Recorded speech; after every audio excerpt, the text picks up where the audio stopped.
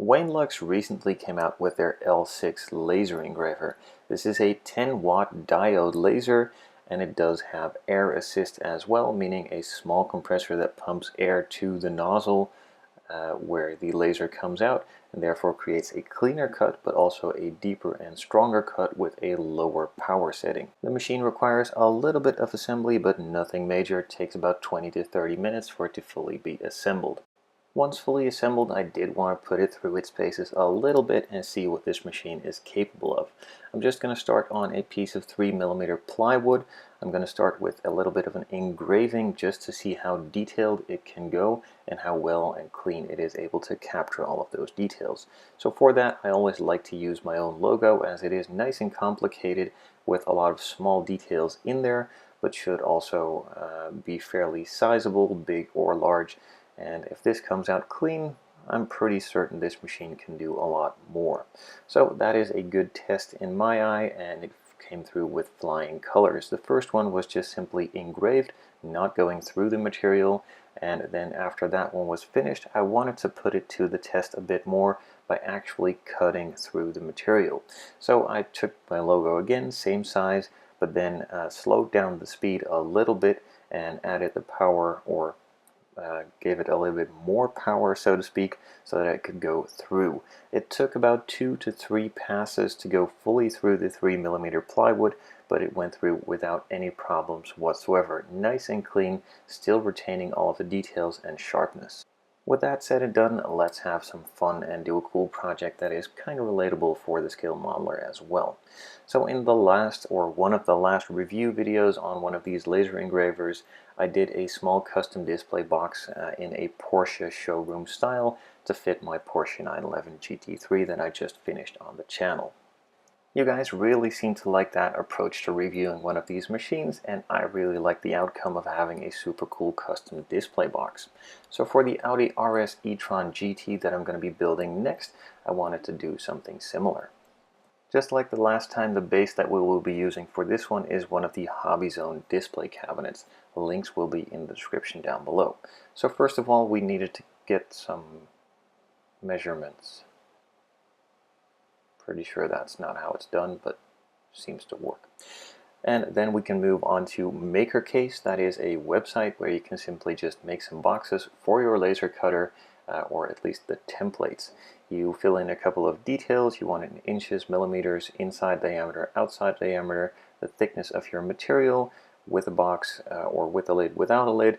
Simply just fill in the size that you need it to be, and then export it to the SVG file that you can then import to your cutting software, and that in my case will be Lightburn. Now, like I said, you can change a couple of the details. I want it to be an open box, so it doesn't need a lid, and I want it to have some finger joints. They can be quite big, so it's a lot easier to glue and fit in place, and that's pretty much all you need to do. Press the download button and your box layout will come out. In this website you have the option to have it labeled, so it has back, front, right, etc.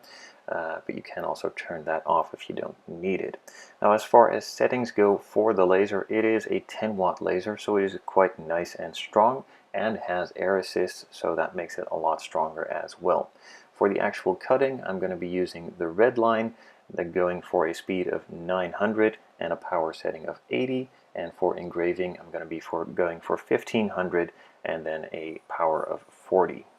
Now, I myself like to use Lightburn. However, if you want to go for a simpler method, there is also an app you can download for your phone or tablet and connect it via Bluetooth. It connects up really easily, but in my opinion doesn't really work all that nice, as it has some simple basics in the software, but can't go as detailed as Lightburn can, but that is all up to personal preference.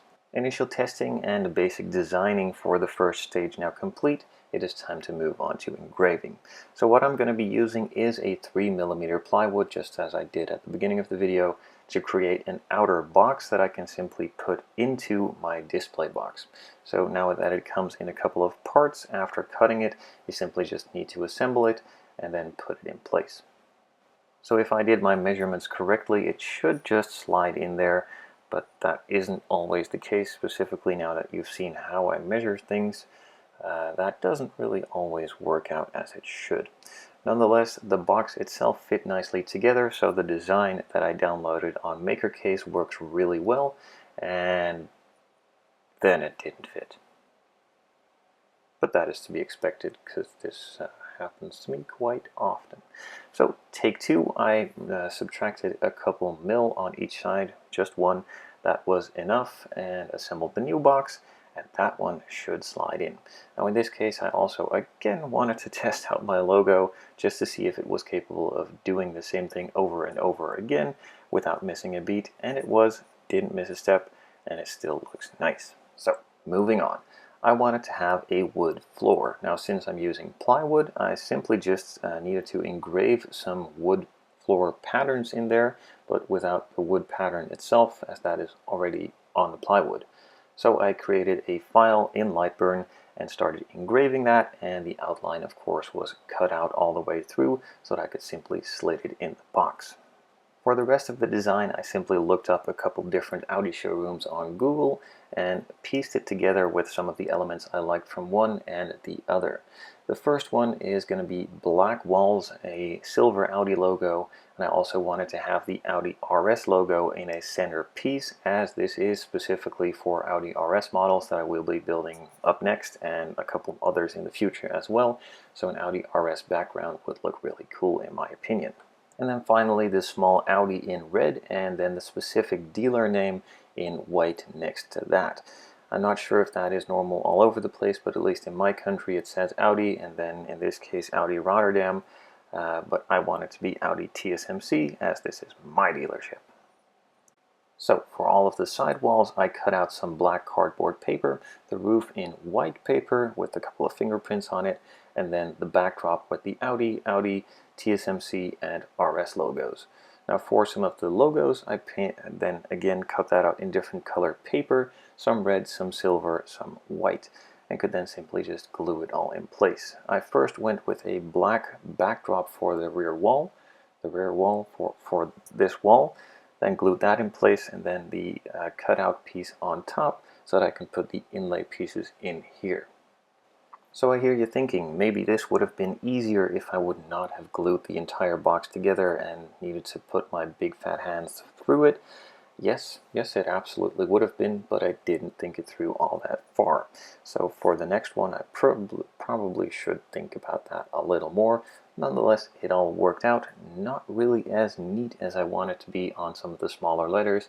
I did add a little bit too much glue, and there is some spillage, but overall it still looks pretty nice and clean and created the effect that I was after.